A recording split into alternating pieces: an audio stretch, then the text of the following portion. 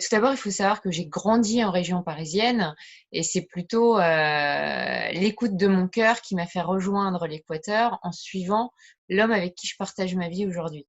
Donc, j'ai profité de cette parenthèse en Équateur pour me former à mes passions. Donc, c'est-à-dire que j'ai repris des études en naturopathie, en aromathérapie, j'ai suivi des constellations familiales, des études à distance en psychologie. Et tout ça m'a amené à un moment donné clé avec mon mari, on se posait la question de recréer un centre bien-être en Équateur ou de revenir s'installer en Europe.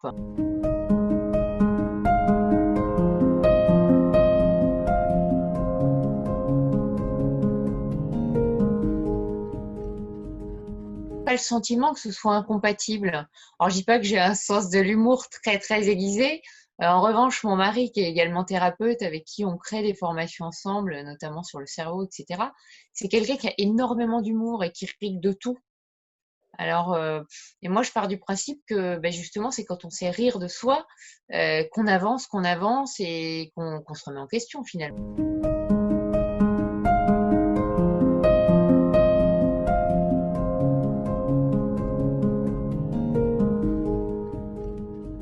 Je dirais que déjà, les cures détox, moi, je les ai découvertes quand je suis partie en Équateur, parce qu'en fait, bon, dans un premier temps, je me suis formée à la naturopathie avec une école au Canada et j'ai découvert les vertus aussi bien des monodiètes que des cures détox qu'on pratique pour vraiment drainer les excès.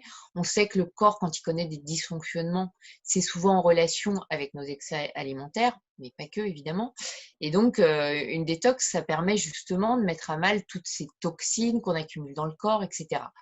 En Équateur, on a découvert avec mon mari l'ayahuasca, donc vraiment une plante chamanique qui se prend en fait conjuguée à des jeûnes.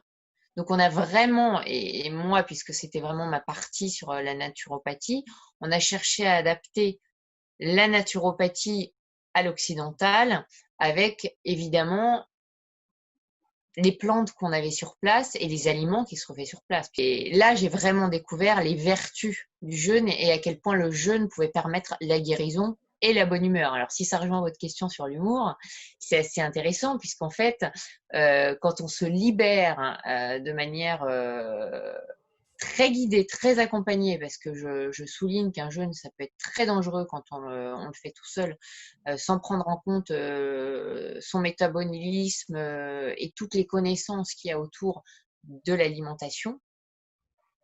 Il est vraiment primordial d'être accompagné par un spécialiste pour pouvoir en fait procéder à cette réparation cellulaire, moléculaire, à la perte de poids, à la guérison souhaitée et justement tout ce qui fait que il y a beaucoup plus de sérotonine qui arrive quand on est dans un jeûne. Il y a les hormones de la bonne humeur, hein, comme on les appelle. Effectivement, ça rejoint un petit peu votre première question.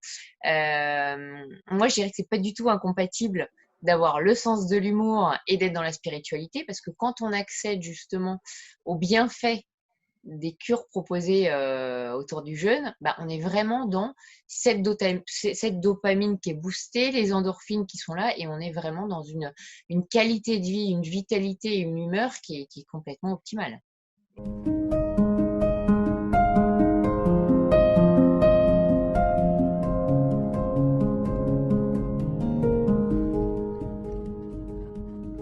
Alors, dans mon ouvrage sur les ficelles anti-stress, je parle de la sylvothérapie, le Shirin Yoku au Japon, mais ça s'appelle aussi des bains de forêt, ça s'appelle la sylvothérapie. Il y a eu énormément d'ouvrages en France sur ce sujet. C'est vraiment une pratique qui est très populaire au Japon. Il s'agit simplement, on le sait, et moi je l'ai vraiment découvert dans ma jungle équatoriale, que la plus grande pharmacie du monde, elle se trouve dans la forêt. Et en fait, il s'agit simplement d'aller dans un coin de verdure, un coin de forêt dans l'idéal, puisqu'en fait, la forêt, avec toutes les substances aromatiques qu'elle dégage, et notamment ce qu'on appelle les phytoncides, vous le découvrirez dans le livre, ça nous permet en fait d'accéder à un bien-être incroyable où on va solliciter nos 5 sens. Donc il suffit simplement d'écouter le chant des oiseaux, le bruissement des feuilles des arbres, de regarder le vert, et ça on le retrouve en médecine chinoise, en kinésiologie. Quand on regarde du vert, les différentes nuances du vert, ça va nous nourrir le foie. Ensuite, on va sentir tous les parfums qu'il y a autour de nous. Inspirer, expirer profondément, ça va nous permettre vraiment de relâcher le corps. On sait à quel point la cohérence cardiaque, par exemple, a une puissance très forte sur les vertus, en termes de vertus anti-stress. On va tout simplement apposer ses mains sur un tronc d'arbre ou se sentir s'allonger, par exemple, par terre, si on n'a pas peur des petites bêtes et qu'on a vraiment envie de se reconnecter avec ce qu'on appelait en Équateur la Pachamama, la mère sacrée. En fait, la forêt, c'est vraiment un lieu culte, un lieu sacré.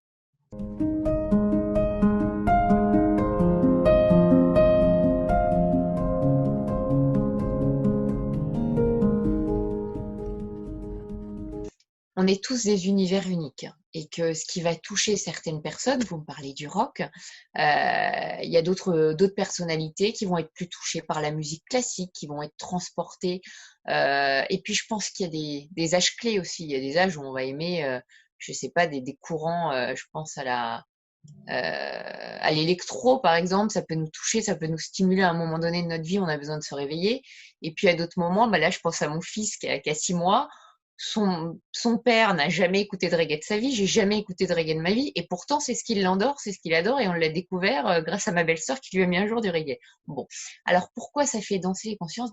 Je pense que c'est au fond de nous, on appartient tous finalement au même arbre généalogique, puisque quand on fait un calcul très simple, l'arbre qui au départ, quand on travaille sur sa psychogénéalogie, il s'extend, et puis hop, au bout d'un moment, il se referme. Et je pense qu'au fond de nous, on est tous marqués par les tribus. D'ailleurs, quand on fait des exercices comme le Rebirth, tout ça, on arrive très facilement à reconnecter peut-être même des vies antérieures. Et dans le Rebirth, dans tout ce qui est respiration holotropique, on expérimente avec des sons très tribales des connexions à des mémoires. Et je pense que oui, ça éveille la conscience. Okay.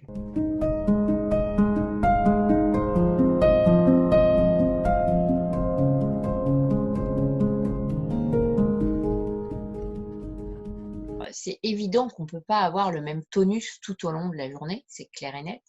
Donc, il y a eu des études très poussées qui ont été faites. Aujourd'hui, c'est scientifique et ces études, elles ont même été étudiées pour les enfants, pour leur permettre d'apprendre au mieux. On sait aujourd'hui que les neurosciences, elles s'invitent dans les programmes scolaires.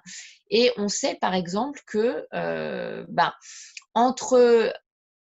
Alors ça, je vais vous donner des règles très générales et je tiens quand même à dire qu'entre les lève-tôt et les lève-tard, il y a un décalage qui peut être fait, de même titre que les infirmières qui ont l'habitude de travailler de nuit vont pas forcément avoir les mêmes cycles que les personnalités qui vont se réveiller à 6 heures du matin et qui vont se coucher plus tôt pour pouvoir être au top de leur forme. Donc on sait par exemple que entre 10 heures et 13 heures, c'est vraiment le meilleur moment pour solliciter son intellect.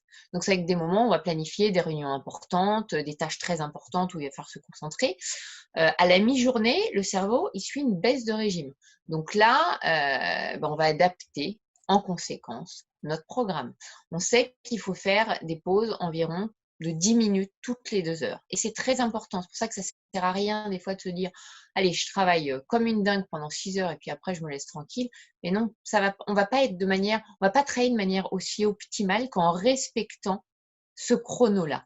On sait qu'à partir de 19 heures, par exemple, l'activité cérébrale et l'attention, elle diminue. C'est pour ça que quand les gens, par exemple, rentrent chez eux à 19 heures, c'est bien de s'offrir un petit sas de décompression avant de se remettre dans les devoirs des enfants, les tâches familiales. Et il faut vraiment respecter ces rythmes-là. Au même titre que les 2 hémisphères de notre cerveau ne fonctionnent pas de la même manière. Il y en a un qui va prendre plus le pas sur l'autre, et en étant tout à fait attentif à cela, on va pouvoir adapter nos activités dans notre journée.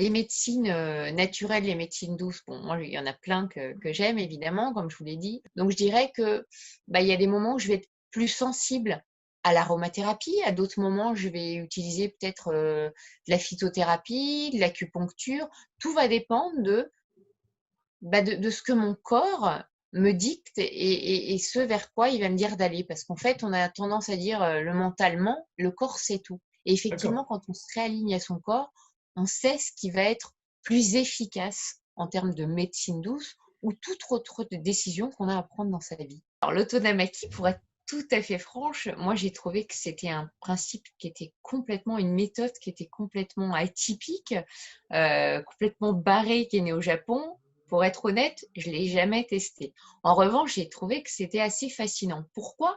Parce qu'au Japon, elle fonctionne bien. Ça a été créé par une sage-femme qui s'est inspirée en fait en regardant en fait les techniques de ballottage qu'on utilisait sur les bébés et sur les femmes enceintes post-accouchement pour atténuer leur douleur. Elle s'est dit pourquoi ce serait pas une technique anti-stress qui fonctionnerait? Et alors au Japon, visiblement, ça fonctionne très bien. En France, c'est controversé. C'est-à-dire qu'il y a beaucoup de chiropracteurs qui disent mais attention quand même, se remettre dans la position fétale.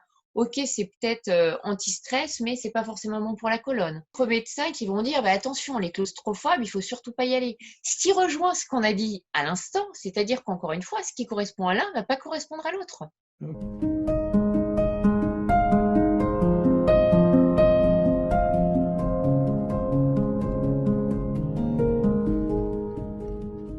En fait, quand j'ai cherché à illustrer mon livre, j'ai regardé sur Internet des illustrateurs qui me plaisaient.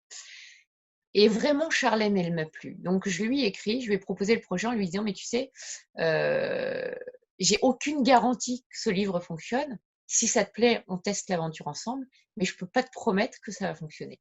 J'ai adoré sa personnalité. Elle m'a dit, go, j'ai jamais écrit de livre. Elle dit, moi, je suis plutôt à illustrer des magazines, à illustrer sur du textile. J'ai jamais fait de livre. Peut-être que ça m'amènera l'ouverture de d'autres livres si ça fonctionne. En tout cas, moi, l'idée du livre anti-stress, ça me plaît parce que je suis une personnalité hyper stressée. On a commencé à travailler à distance. À l'époque, quand j'ai commencé avec l'idée de ce livre, j'étais encore en Équateur. Donc, on ne s'est pas rencontrés de suite. On a échangé par téléphone, par Skype notamment. Et puis, ça a été un match super gagnant parce qu'aujourd'hui, c'est devenu vraiment une amie.